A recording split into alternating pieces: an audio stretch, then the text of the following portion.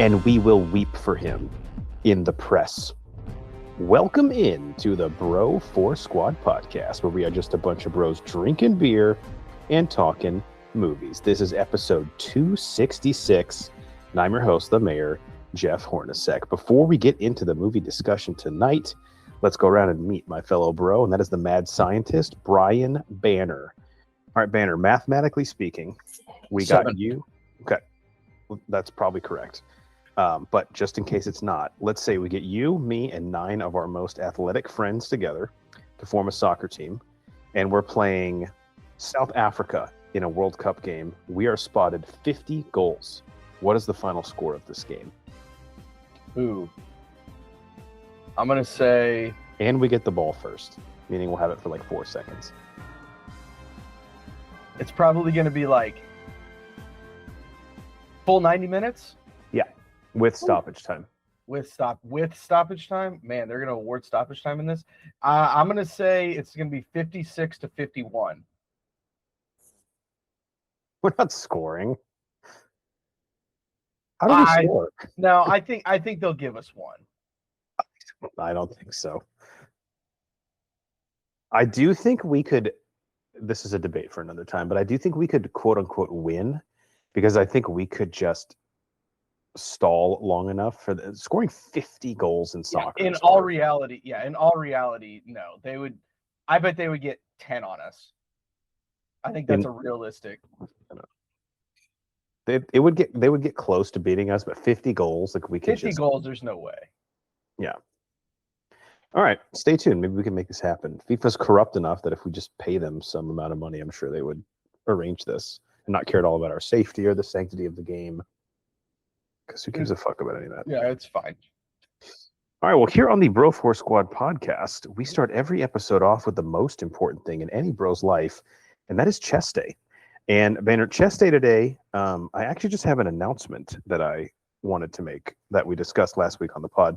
So every March, in honor of March Madness, we do a movie madness tournament here on the Bro 4 Squad podcast. And this past year, it was James Bond movie madness, where we actually took the first half of the Bond films, I believe it was 12, and we put them in a bracket against each other and saw which one emerged victorious. I won't spoil it for you in case you want to go back and listen to those episodes, but it was pretty awesome. And we said that the second half of the James Bond films, the latter 12, I believe, starting with, we finished all the Roger Moore ones, right? We did. So we'll start with Dalton then. I believe so. Probably. Starting with then on all the way through Craig, we were going to put the last 12 together in a bracket and have the winner of that face the winner of the previous one. And we said this tournament was going to take place this June during the World Cup. We have decided to give ourselves time to watch all these movies and do the tournament properly. We're just going to make the second half of James Bond Movie Madness next year's Movie Madness tournament. So I know a lot of people are planning vacations around this in June to watch the performances and the matchups live. But Banner, we will be pushing it off to next year. And this is really just to do it right. Yeah. I mean, it's integrity. That's what we're all about here on the Bro 4 Squad. Yeah. If we stand for nothing, we'll fall for anything. Something like that. Some Old Testament quote. So I just wanted to make an update on that because we had mentioned it earlier, and it's just going to be it would be near impossible to do this properly and watch all the movies this month. So we'll do it next year. Give us plenty of time. All right, Banner, that moves us on to the second part of our show, our protein shake, where we talk about what is in our cup, also known as what have we watched lately. We got some interesting crossover tonight, I'm anticipating. I'll turn it over to you first. What have you seen lately, or what is in your cup? All right, I'm going to start with a TV show. This is the second season of 4 seasons. Horns, have you seen this? Have you watched this? What is it? 4 seasons. Oh, the 4 seasons. I thought you were saying it was the second season of 4 seasons. It is. Like the show had 4, whatever the show was, there's going to be 4 seasons. Oh, I gotcha. I gotcha. No, I had not, although Cycly discussed it at length, season 1 on the pod. And so I knew how it ended, and my wife watched it. So I was like kind of interested, but spoiler alert, skip ahead 30 seconds if you don't want to know about the 4 seasons. But knowing that Steve Carell probably wasn't going to be in the second season, or is he in the second season? He makes a little cameo in one episode. Okay, yeah, that's what I figured. I was less interested at that point. Yeah. So I will say that they did a good job of wrapping all the stories up with obviously how it ended. You're like, okay, really? Come on. And they took some of the characters to a kind of a they took some of the relationships to a little bit of a darker place and then brought them out of it. And it ended. This is a show that ended perfectly, in my opinion. It ended. If we don't get anything else, I am satisfied with how every single storyline ended. But they left it at a point where if they wanted to do another one, they very easily can. They always Netflix especially always has to do that. Yeah, and I'm hoping they don't. Like I said, I'm really happy with where each of these 4 relationships ended. They did some interesting things, and some of the character arcs were really good. And again, I know me and Cycling both said this for the first season. The second season, there is somebody that everybody that is in a relationship can relate to. If you're in a relationship, there is at least one, if not 3 or 4 characters or situations that you can relate to. Yeah. Super easy watch, like 23-minute episodes. I think there's 8 of them, but you can watch. Yeah, they're super easy. Each season is basically two episodes. So you watch, 45 minutes of a show. You're at a good place to pause before you start the next one. Now, it's obviously an ensemble. It's kind of the way it was sold. Tina Fey, Will Forte, Coleman Domingo, and Steve Carell. In season 2, did you feel like the narrative focused more heavily on any one of the couples or people, or did they still do a good job of sharing the ball and letting everybody get their time? Everybody got their time. They did a good job of it. I don't think there was really anybody that stood out or one storyline was more prominent than any of the other ones. It was a really, really good blend of everybody got their shots up, everybody got to do what they needed to do, and nobody did too much, which was great. I also see Carrie Penny Silver from Reno 911 is in this. It's hard to see her as anything but who she played in Reno 911. I can't remember her character's name, but she's utterly ridiculous in that show. Yeah. All right, I might have to give this a poke. I didn't know the episodes were so short. Yeah, if you've got 3.5, 4 hours to kill, you can either watch Lord of the Rings or you can watch this entire series. Did you ever watch the show on Netflix, Friends from College? I did not. Okay, this is giving me like vibes of that. Okay. Where it's like a dramedy, but it has like comedic actors, but they're playing a little more serious. That one had like Keegan-Michael Key and Kobe Smulders and Fred Savage. And they were all like, again, friends from college who it's kind of like picking up with them like 10 years after college, which is kind of sort of where we're at in our lives. So I kind of related to that aspect of it. Yeah. Yeah, I could definitely see this. That's exactly what this is. And that was also a Netflix original, so kind of there's some parts that like you laugh at and you're like, I'm only laughing because like it's too accurate to real life. Mm-hmm. That's where the best humor comes from, though. Yeah. Nice. All right, Friends from College. Not Friends from College. The 4 seasons. 4 seasons, season 2. Yep. All right, Horns, what you got? Let me just briefly plug a movie commentary that's up on our channel now, and that is the animated Moana. We did this, you, Cycly, and myself, in anticipation of the live-action one coming out. Had a lot of fun with this. Had some critiques, though, too, so we're not just on there, sucking its dick and saying it's perfect. And I always like to go back and rewatch these Pixar movies because, number one, years later, they age a little bit differently. And then every time I watch them, I feel like I pick up more and more that like is meant for adults, that like goes over your head either as a kid or when you're watching it with a kid because you kind of get in like the kid goggles. Yep. And with Moana, we definitely picked up on some of that. And obviously discussed our thoughts on the live action one. So do you have anything you want to add? No, it was a fun one. Check it out. It was a good way to watch a pretty good movie. But yeah, there were some critiques. Yeah, definitely. It's not a flawless film for sure. All right, I watched Project Hail Mary. Have you seen this? I have not yet. Trailer, I gotta say, probably one of the best trailers that came out last year. I know we were all super stoked for this. Thurman has read the book and I've read the book. seen the movie. Okay. Apparently, because I texted Thurman after I watched it, I have not read the book, and he said for the most part it sticks true to the book, but there is with Rocky kind of like a big part of his story that they exclude in the interest of time. And this was like still at like 2 hours and 20 minutes, so I appreciate that. Yeah. I really like this movie. It did not go where I was expecting it to go. Maybe that's just my own fault, like projecting onto the trailer. Ryan Gosling is really good in this, but he is like getting to the point now where they're kind of like throwing his charm a little too much in our faces, and I just need them to like kind of chill a little bit with it. The same thing is happening with, or has happened, and his career has like really been difficult because of it with John Krasinski.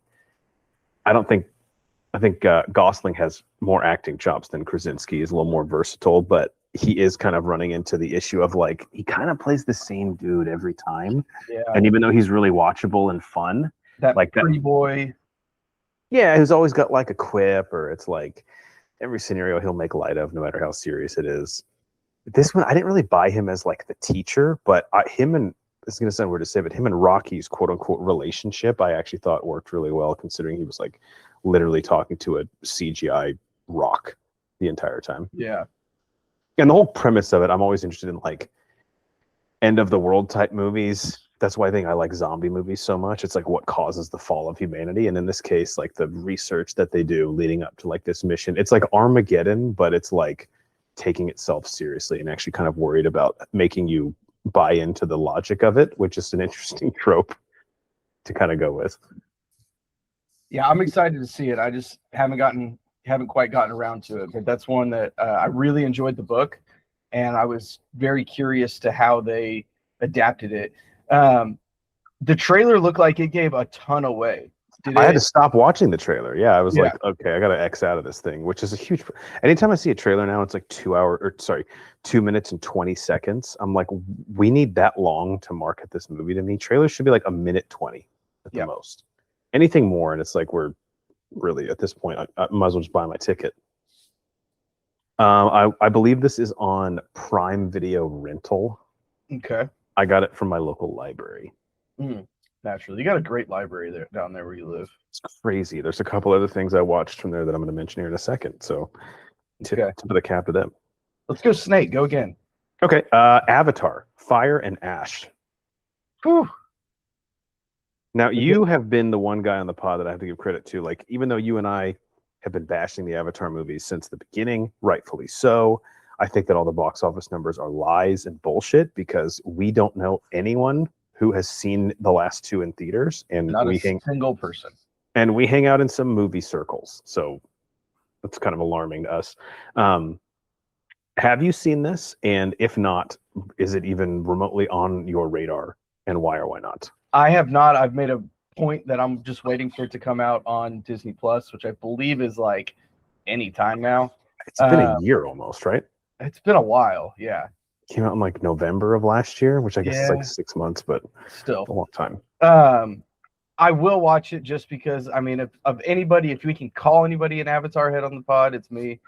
I do have the original in my top 100 purely based on theater experience. I need to say that, not on the story.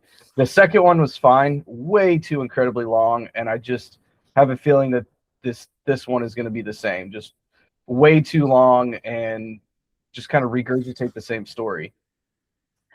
Yeah, I mean, I think you kind of hit the nail on the head. I was not a fan of this movie. I liked it less. I liked them less in preceding order, although the second one, The Way of Water, is kind of growing on me a little bit more.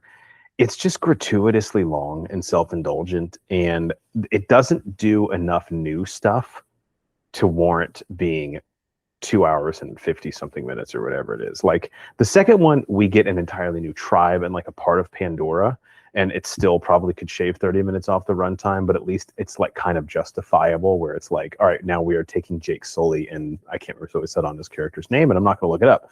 And we're putting them, like just when we think they're going to be somewhat comfortable or being able to adapt to life, now we're sort of giving them like this big shift. They kind of just do the same thing again in this one. Fire and Ash, quote unquote, tribe is like a group of what even the Pandora people consider to be like savages, and they're sort of like antagonistic to every tribe on Pandora. So they're the ones that just like won't play ball with anybody. And that's just kind of basically like what the Water Tribe was initially, and what obviously the humans have been. So it's just kind of like, and they rehash all the same villains, dude. It makes Marvel look like they actually have the balls to kill people the way that Avatar just refuses to let anyone die. It's so disappointing. Yeah, and look, this is the sad reality.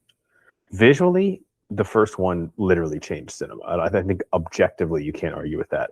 But we're at the point now, let's be honest, we're just desensitized to this stuff. Like, it's the same reason why I don't think the Jurassic Park franchise has any juice left in it. It's like, we are like the people in that world where it's like, cool, a dinosaur's on screen. Like, I don't give a fuck about that. I've seen 8 million of them, you know?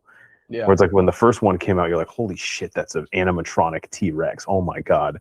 Now in Avatar, like, the first one, I believe, maybe it didn't invent, but it probably perfected the 3D format, which never really caught on. And now you go and watch it, and you're like, cool, CGI. Like, everyone and their dog has that in a movie now. Like, what do I care?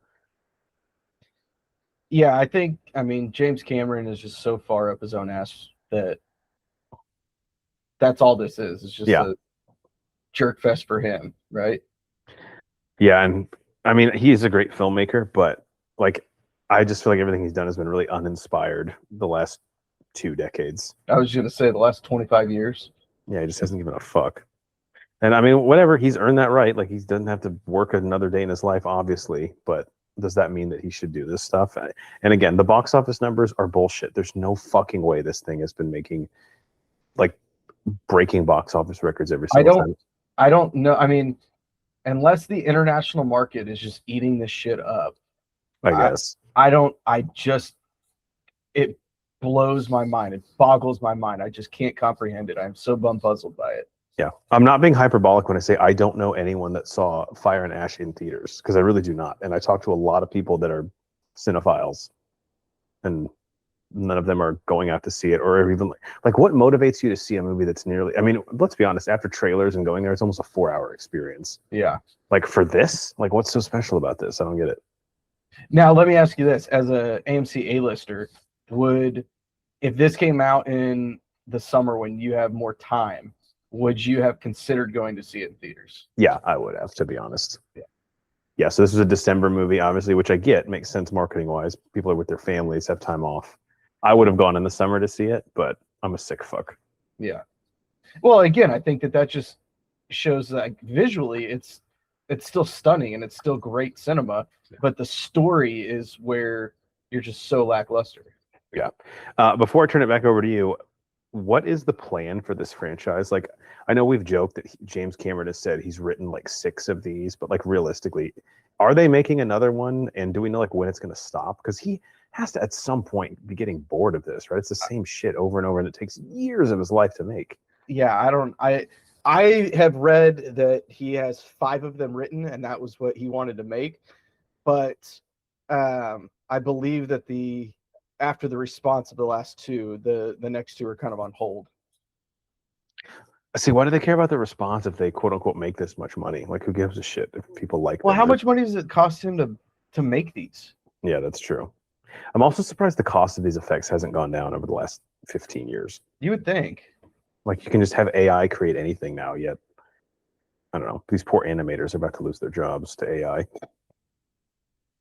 It's a different story, though. All right, Banner. Yeah. What else you got? All right, I'm gonna go with. I don't know if you've seen this. Have you seen Send Help? Yeah. Oh, nice. I love a good Sam Raimi movie. Yeah, me too. It was. What'd you think this one? I thought it was fun. It was fun. Good to see Rachel McAdams and him reteam from Multiverse of Madness. Yep. I like Dylan O'Brien a lot. I feel like his accident on the set of Maze Runner happened at the worst time. I agree. Because he was rumored to get Spider-Man. He was of the right age. People were really loving him. And then he had to take basically a year and a half when the heat was on his career to pause things. And the poor guy's never really gotten back to where he was. But I did have a lot of fun with this. He might not be cast very well in this role because he's too likable in real life. Yeah. But their dynamic was great, and really The twist I kind of saw coming, but I thought it was done really well. Yeah, I did too. I again, it was just a fun. I wouldn't say it was really a horror movie as it's kind of marketed as. Definitely a thriller. Um, it looked like Rachel McAdams was having the time of her life. Yeah. It's also funny when I'm like, it's like Michelle Pfeiffer as Selena Kyle in Batman Returns. Like, look, man, I get they're great actresses and they can play anything, but I'm supposed to believe that Rachel McAdams would be like the nerdy, laughed at chick in her office. Like, she's a fucking 9 and Yeah. like is so affable in real life. Like, no one, they would be like, that's the most gorgeous woman I've ever seen. They wouldn't be like, look at that nerd with a ham sandwich. But I mean, she's such a good actor; she can kind of make it work. Yeah, I was gonna say she did do a good job with it though. I mean, once they spoilers for Send Help, if you don't want to see it, skip ahead 2 minutes. But once they got to the island and kind of the roles started getting reversed, Mm-hmm. you could just tell she was having the time of her life. It's a meaty script for her, and I can see why. Yeah. And Sam Raimi is so good at this. Like the Evil Dead movies that he did are really good with like it's almost like a Coen Brothers level of like, this is a fucked up situation, but I think you want me to laugh, right? Oh, there were definitely times where I was laughing. Like that warthog scene was really funny. The question that I had for you is, when they get on the island, have you seen or heard of, I haven't seen it, but the movie Triangle of Sadness that came out a few years ago? It's basically the same concept with like Woody Harrelson and Kate Bosworth, but it's a straight up drama. Like a cruise ship, or like, sorry, a private yacht crashes on an island and there's a few survivors, and the rich elites realize pretty quickly that they cannot boss around the help anymore because they're just fighting for their survival. I don't know if you've heard of this or seen it. I have not. Okay, well, this is kind of like the same concept, but Sam Raimi is like levity to it. Were you at all surprised with how he ended the movie? Which, again, spoilers, skip ahead 30 seconds if you haven't seen it, to where the person you're rooting for the whole time, you kind of objectively are like, yeah, that's just a little too fucked up for me to say you're the good guy. Yeah, I was kind of, I don't know. I wasn't surprised, but I was surprised all at the same time with how it ended. And like her being all famous for it and writing a book, self-help book and all this stuff. Like, And she like this charity golf tournament and whatever. yeah, I was just like, I don't know. That was not where I saw this ending. Did they also establish, because it's been about a month and a half since I saw it, but did they confirm that she actually killed her ex-husband, or are we just supposed to like believe that she's fucked up enough to have done it? I think that we're just supposed to believe that she could have done it. They didn't. He was like hammered drunk and she like gave him his keys, right? Yeah. I mean, I guess you could say that she enabled him for sure. She didn't not kill him. Yeah. So there's that. Yeah, this is just a movie where it's like unique enough to where I'm just really glad that we got something like this. Yeah, and it was, like I said, it was a fun. I love stranded on island movies like this, and it was just a fun story. It was a fun movie. I thought everybody did a great job. Dano at the beginning was fucking cracking my shit up. Mm-hmm. His like her boss. He's good. Yeah. Right now, it has a Oscar nom for Best Horror Movie, but we'll see if it can last the rest of the year. It's a pretty weak category this year. I mean, there's one runaway winner, I think, right now. I hate to say it, but Obsession. Yeah. So it's really just like who is there to hold its jockstrap. But I enjoyed it. Let's do Snake again. What else you got? All right. I'm gonna go with this is the I believe it's a Netflix original, new Sacha Baron Cohen movie, Ladies First. I showed my wife the trailer to this and she was like cracking up. She's like, it's sad, but also funny to me how this is so unrealistic in real life that it's like played as such a joke in the movie. It really is. Did you watch this with Brooke Banner? No, I just watched it on my own. Okay. Yeah, and you know I love me some Rosamund Pike. Yeah, oh yeah, she was fantastic in this. If you don't know what it's about, basically, Sacha Baron Cohen is just your typical piece of shit douchebag CEO, high up in a company, in an advertising company, and just treats everybody underneath him like shit. And hits his head, and the roles get reversed, where now women have been ruling the world for generations and generations, and they're the warriors, from back in the past. So basically, the roles of males and females are flipped, and he has to learn that he's a douchebag. Does this take place in England? Because I'm looking at the cast, and these are all incredible British actors. It does. Okay, Richard E. Grant and Charles Dance and Fiona Shaw are like iconic in British film. Yeah. It's a fun movie. It's the only way to describe it. Pretty quick, 93 minutes. Yeah, I give it a poke if you've got a little bit of time. I didn't know it was so short. I'll definitely check it out. The internet hates it though, which I don't really give a fuck about. But 26% on Rotten Tomatoes, 5.8 on IMDb. But probably a lot of just like small dick energy men giving it. Yeah, I mean it's a typical Christmas Carol. You go in as a piece of shit and you come out reformed. Yeah, that's a subgenre almost. Yeah, it is. It's fun how he has to.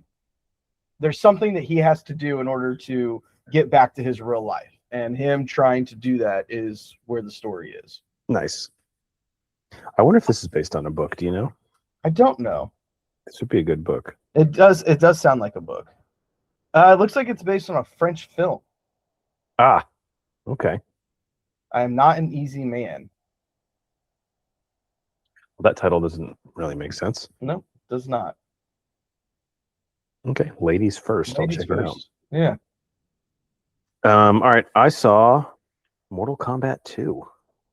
I'm jealous. Was it as good as the first one? It was not, dude. All right, just so you know, and we've done a commentary on this one, but the Mortal Kombat from 2021, Banner and I loved. Huge fan of it. And I rewatched it last week in preparation for this, and it got even better. Oh, man. The first one, we kind of laughed about how the movie doesn't even have the Mortal Kombat tournament in it. But, dude, on a second watch, I was actually thinking, like, that's kind of fucking brilliant. Yeah. Now that I think about it. And it makes sense story-wise. Like, you can't just jump into Mortal Kombat, dude. Like, there's a lot of shit that happens between Outworld and our realm, like, before we can just show up and start fighting each other. And there's a lot of really inventive action set pieces to have in it. And the whole process of recruiting Cole, I thought was really, really cool in the first one. Yeah. In the second one, skip ahead 2 minutes if you haven't seen Mortal Kombat 2.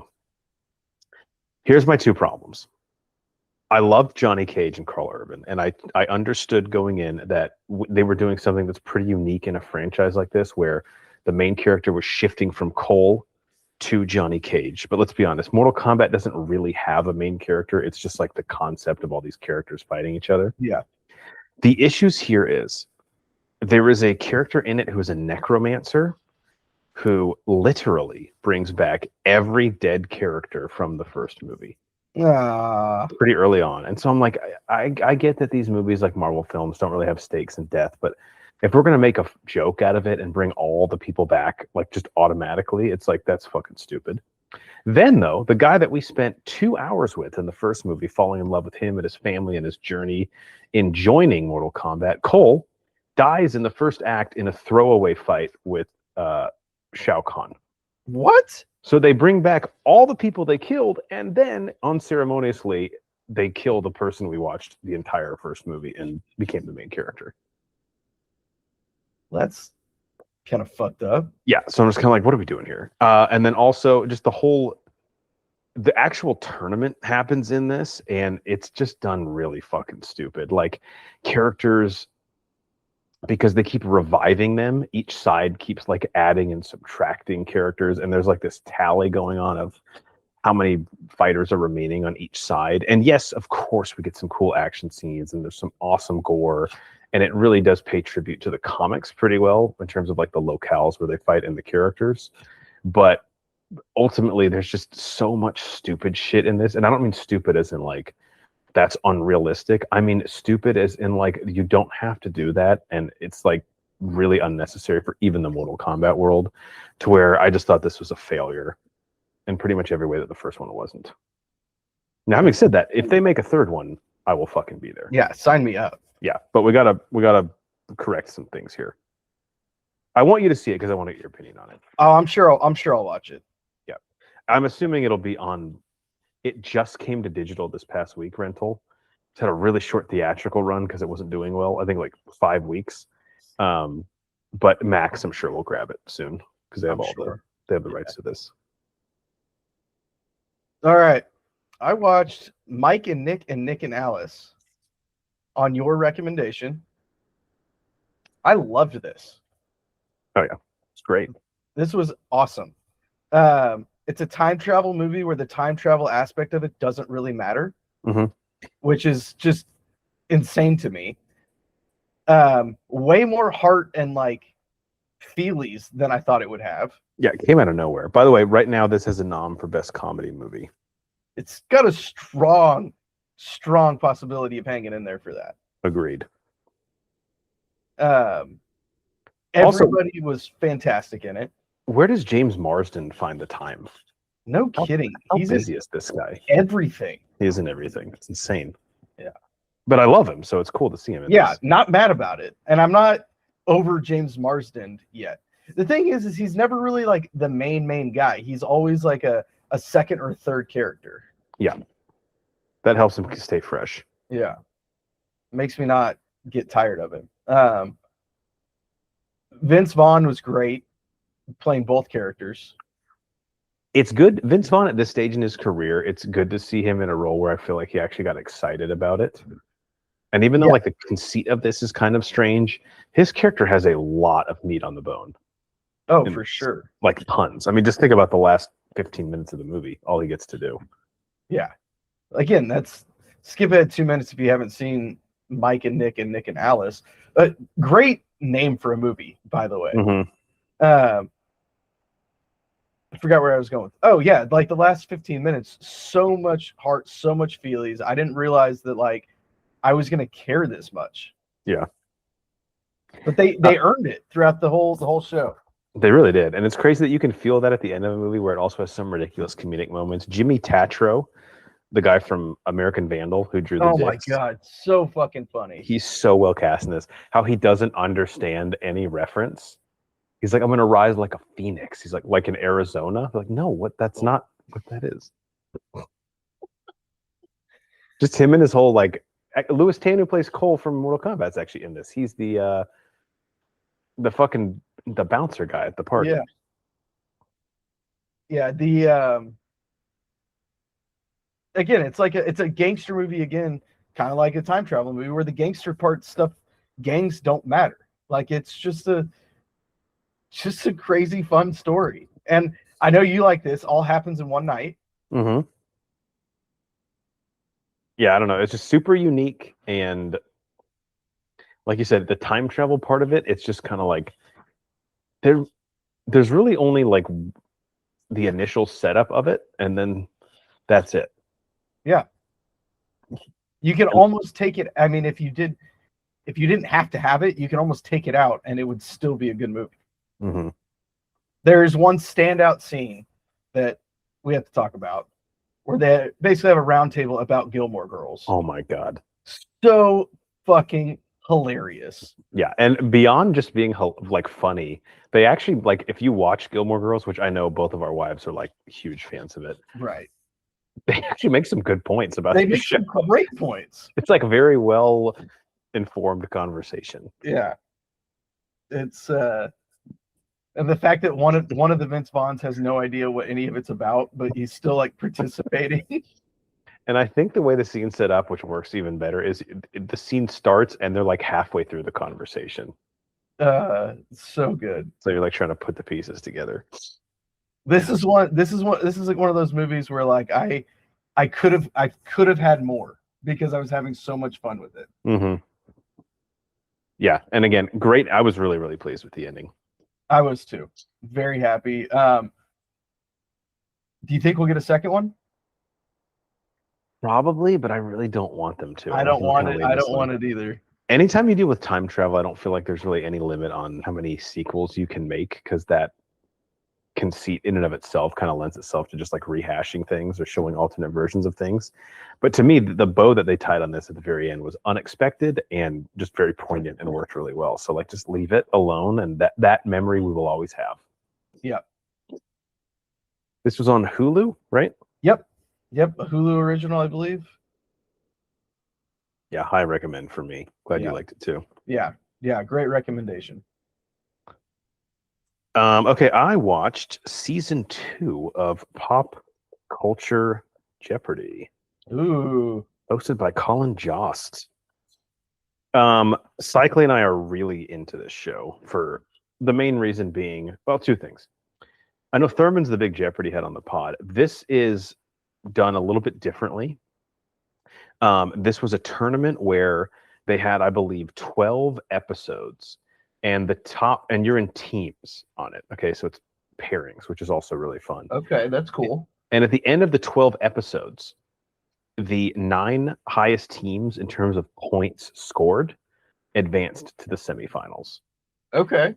So obviously winning a game helps because number one, you probably had the most points. Well, you did have the most points on that game, but then you also advance to the next game to increase your point total. So even just because you win doesn't necessarily mean you're moving on.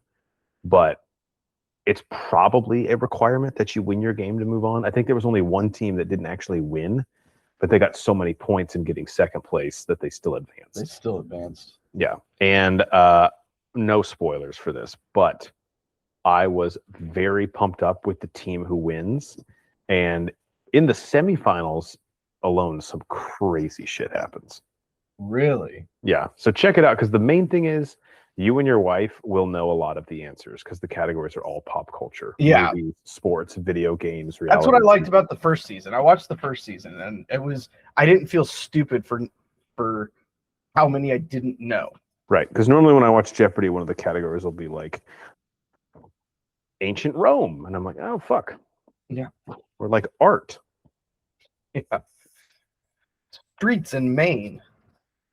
Plus, Colin Jost being the host, he just kind of makes fun of the fact that like he's not as smart as Ken Jennings, and this is like the caveman's version of Jeopardy, and it just works really well because being self-deprecating about that is the best way to approach it. It's on Netflix. Only way to approach it. Yeah, I think the first season was on Hulu, but this one is on Netflix, which he jokes about a lot, actually. Or no, the first one was on Amazon Prime. Oh yes, it was. So this one's on the second season's on Netflix? Yes. Okay. I don't know if you wanted to go back and rewatch the first one, if the first one is on Netflix too. I don't know how that worked with like the rights issues. Jeopardy is a whore, man. They just bounce around from streaming service to streaming service. Yeah. Can't even keep up with it anymore. All right, what else you got? All right, I got another recommendation from you. Hallow Road. Glad you watched this. 2025 psychological horror film. Again with my girl, Rosamund Pike. Again, yeah. Second act was phenomenal. Would you say this takes place in real time? Pretty close, I would say. Pretty close to real time, yeah. I think there was a few jumps, but yeah, I would argue this is another real time movie as well. I didn't necessarily like how it ended. Yeah, I don't think I really understand the ending. I don't really either, I think. But the second act, whenever skip ahead, spoilers for this movie, whenever like they're talking to that lady on the phone, shit gets creepy. And she gets fucking creepy. It was some of the best voice acting I've seen in a really long time. I believe Rosamund Pike also is the voice of that lady. Really? Yeah. I mean, I'm looking at the cast list, and that's it. Yeah. So, what do you think happened in the end, man? Was it aliens? Was it like some weird imagination thing? Like, did none of that happen, and it just some actual woman found her in the woods and fucked with her? Yeah, that's what I don't understand. Is I don't get it. I don't know if she like just fucking OD'd, maybe. I don't know. But then, like, what was the phone conversation? Yeah. I thought this was gonna. It did not end how I thought it was gonna go. I thought it was gonna end where like it was almost like a curse, and Rosamund Pike and her husband, they were gonna have to find somebody on Hallow Road and kill that person while they're on the phone with their parents to like pass on the curse. Like I thought it was gonna come out that the lady on the phone was her daughter had already died on that same road in a similar situation, and now she has to like pass on the mantle almost. I think I kind of would have liked that more. At least that would have been more concrete. Although I don't think they want you to know what happened. I meant to do like some Reddit research afterwards about what happened, but I never got to it. I watched a YouTube video and the guy just confused me more. Hate when that happens. Yeah. I just like the idea of the fear that the parents were feeling of you hear this person's voice on the phone the entire movie, but you can't see them, and you're disconnected from your daughter now, and that's the freakiest part. Yeah. It was like really small cast, obviously. It was some really good acting. Like this is one of those times where like it's like The Menu. I don't necessarily know what I just watched, but I know it was good acting. Mm-hmm. This almost feels like it could be like a stage play. Ooh, yeah, that'd be good. Right? Because you only need like really, there's the dinner. 2 people. Yeah. And the movie starts, correct me if I'm wrong, but they're like in bed after the dinner, but they got in a fight and the girl left early. I believe. Or maybe didn't leave early, but she clearly left like with some tension between them. Yeah, I believe she told them that she was pregnant. That's right. Yeah. And they did not handle it well. No, they did not like Jacob. That's his name. Yeah. He's cool though. He has an earring, probably. Probably. But only one, not 2. Yeah. I mean, he's going to get the second one after he gets his next paycheck. Was this on Hulu still? Yeah, I think it was. Nice. I think that's where I got it from. I'm going to have to do some internet research to. Yeah, I don't understand the ending, but it was still a good watch. I'm glad you checked it out. I think I'm going to leave my rest of my stuff for next week. I also have a squad blog in drafts that I'm about to publish with some things I've watched. So Stay tuned for that on our website. So what else do you have, if anything? That's it, man. I'm all tapped out.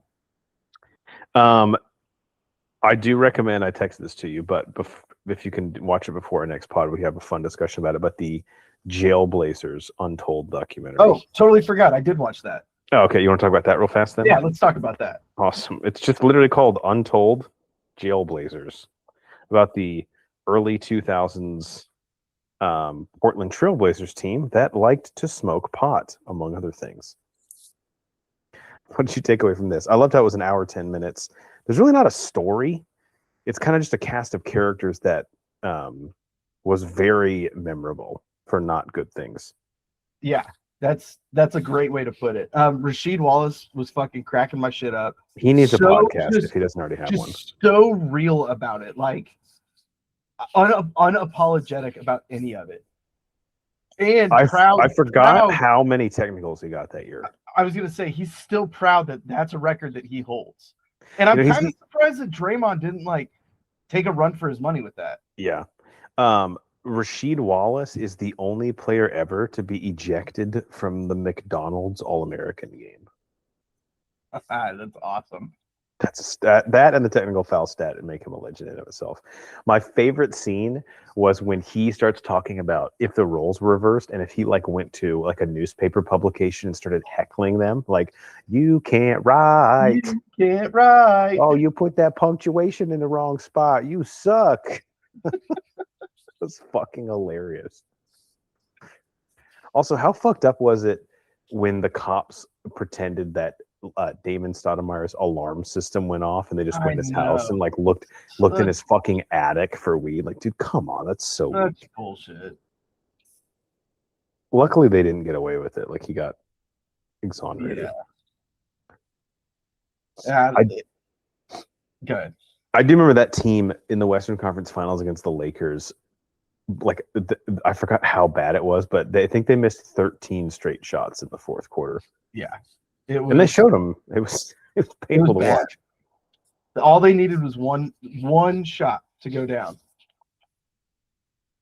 And people always forget, but that was, of course, was the team that has it's the iconic, it's the moment from their career together, but the Kobe Shaq lob. Yeah. Where he dunks over Brian Grant and then just runs down court celebrating. That Blazers team was nasty though, man. They had like eight. They were like 8 deep, and like all those guys could play. Every single one of them could get you 15 points a night. Yeah. They were just a bunch of bad dudes. I mean, in more than one way. Coaching them would be an absolute nightmare. Such a nightmare. Can you imagine like being the GM though that put that together? I give the guy credit. Like, he had to get really creative because they weren't going to sign free agents and they were never going to be bad enough to pick like high up in the lottery. And I guess the market inefficiency was like, I'm willing to take the guys that are really, really talented, but they're available for a reason. And the reason is that they're locker room cancers. Yeah. But I mean, if we put them all together, surely it can't go wrong. Well, they did say that kind of worked, right? Like, yeah. Like when they were all together, they were like sort of had like this brotherly bond that formed, and they kind of looked out for each other. Like, at least like when Damon Stoudemire and Rasheed Wallace got pulled over for smoking pot on the way back from Seattle, they weren't driving, and allegedly they were telling the guy to slow down when he was speeding, which I believe. I believe. I mean, they're not stupid people. Like, yeah, they maybe do some stupid things, but like they're not. They understood the stakes, right? Were you surprised that Rasheed Wallace turned down 2 years ago the invitation to come back and get honored? I kind of was, actually. I kind of was too. Yeah. It's a weird thing probably for the fans because like they technically didn't win anything. It probably was. I mean, do you think Dame had a better run with the Blazers than that team did? No, I don't think so. Dame had some big moments, like against our Thunder, but like that team never reached a Western Conference Finals. No, teams. And they like, yeah, I think if you put the two teams up against each other, the quote unquote jail Blazers would just destroy. Yeah, they beat them by 20, I think, every time. Yeah, probably. They were good, man. They were. I mean, that starting five alone was freaking nasty. And I forgot, like, they brought in, like, Detlef Shrimp was on that team. He wasn't even mentioned really at all, but he was like 10 to 15 points a night. Mm-hmm.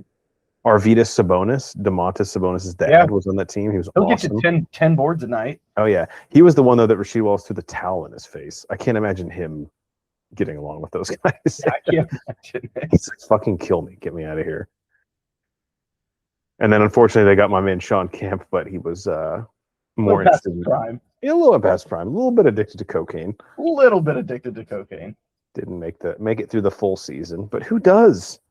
Look, by the end of the season, everybody's banged up, right?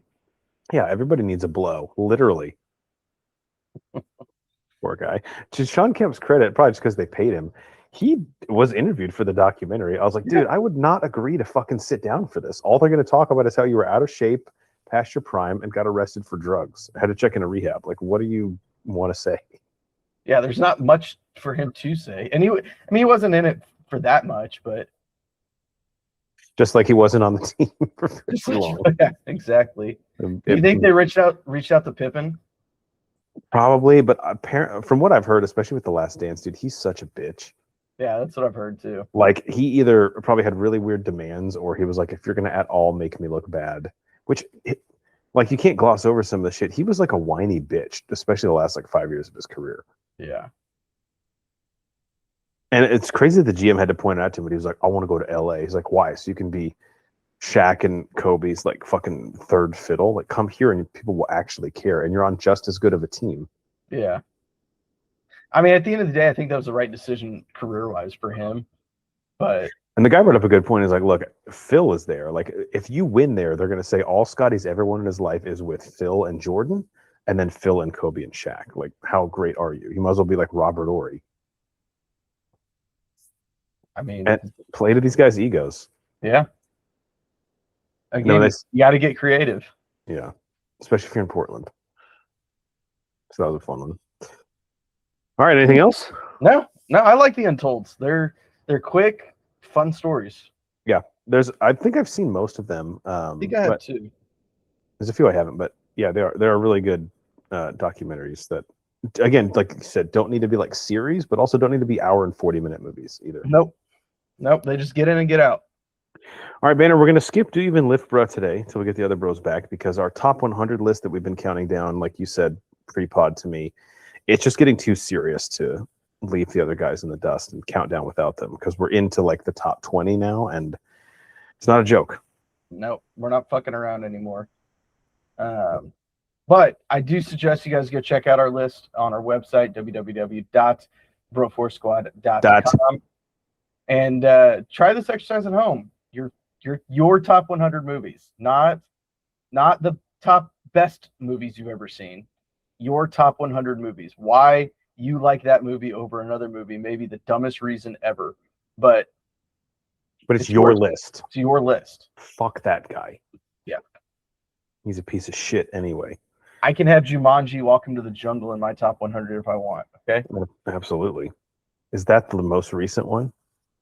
No. What is the most recent one? That's the newest. That was like the remake with The Rock. The first one with The Rock. The Next Level is the more recent one. Yeah. So much fun with it.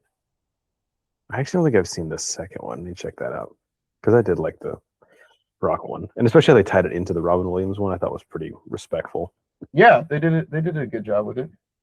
All right, Banner, before we let the people go for episode 266, any closing thoughts, words of wisdom? I just want to give everybody a nice clap.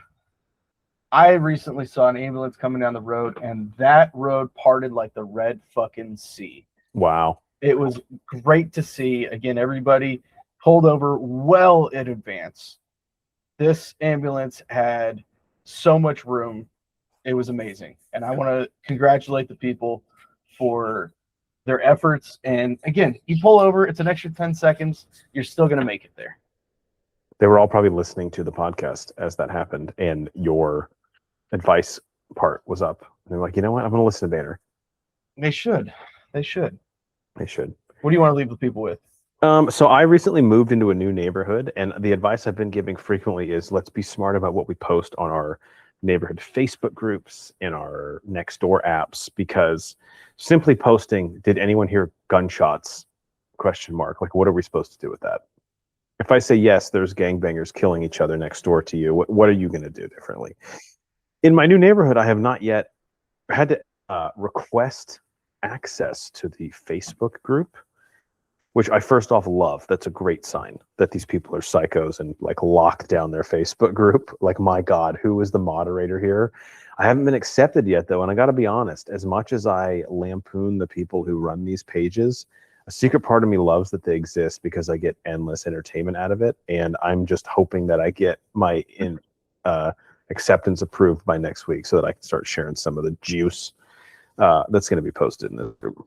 Yeah, I'm excited for that. Does your neighborhood have a Facebook group, or like, do you have anything? Like, we used to have the Ring app in my old neighborhood. Yeah, we've got like the neighborhood app, and then we have a Facebook group, but people were posting so much stupid shit that like the moderators locked it down, and they have to approve every post that goes on there first. Yeah. So it's like you go, oh, I want to post something, and then it's like 3 days later when it finally gets posted up. It's like, what? Well, I'm glad that my dog wasn't lost, because a lot of help that was. Yeah, that was kind of time sensitive. Do you remember any of the stupid shit that they were posting before the? Oh yeah, it's like we'll tighten it up. Yeah, it was like, did you guys almost run over that squirrel? Yeah, that's what I love. Yeah, like it's like basically rhetorical questions. Yeah, was that thunder or a gunshot? Maybe a car backfiring. Like, what will I say that will help fix anything for you? You know what? It was a gunshot. I shot my wife. Yeah. So, from Tom and his wife, her account is deactivated. So, total coincidence. Totally unrelated. All right, for the mad scientist Brian Banner, I'm the mayor Jeff Hornacek. We are the Bro Force Squad podcast. Thank you guys so much for checking us out.